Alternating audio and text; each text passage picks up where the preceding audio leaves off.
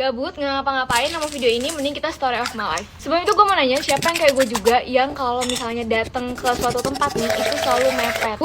Gue karena kecerobohan gue itu, karena sifat gue yang suka datang mepet sama waktu yang udah ditentuin, akhirnya gue ketinggalan pesawat. Ini kejadian waktu kemarin pas gue ke Bali, itu pas pulang dari Bali ke Jakarta. Pas kemarin ke Bali itu, gue pulang duluan bersama 4 teman gue lainnya. Dan yang pulang naik pesawat bareng di hari itu juga tuh, gue berdua doang nih sama salah satu temen gue. Kita beda tujuan, gue kan ke Jakarta, kalau temen gue ke Jogja, dan kita beda jam. Temen gue tuh jam 16.30-an, kalau gue jam 15.30. Itu kita makan dulu, jadi kita beli oleh-oleh, habis itu makan. Tuh udah kelar makan di jam 1 lewat. Cuma karena ngobrol kelewatan. Tadinya gue udah mikir kayak 1:30 cabut dari tempat makan buat ke bandara, jadi nggak apa-apa lebih nunggu lama di bandara dibanding gue harus buru-buru.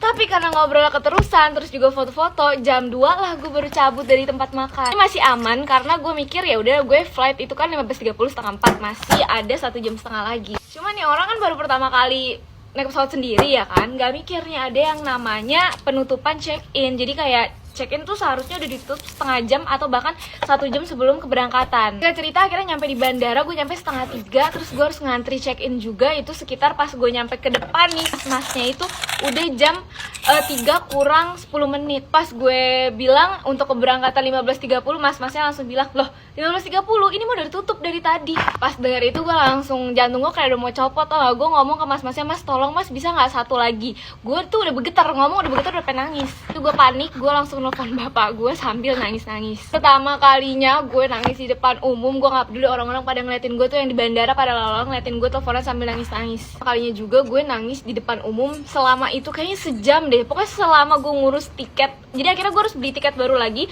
1,1, yang padahal tiket sebelumnya 1,2. Jadi kayak duit gue melayang sia-sia, dan gue bener-bener nangis parah itu. Mungkin karena abis nangis kan lama-lama, akhirnya di pesawat gue beneran tidur, capek nangis mulu. Abis itu gue kapok deh, berangkat mepet-mepet tuh, aduh nggak deh. Dan kalau kalian punya pengalaman yang sama nggak, karena keberangkatan kalian suka mepet jadi membuat kalian rugi?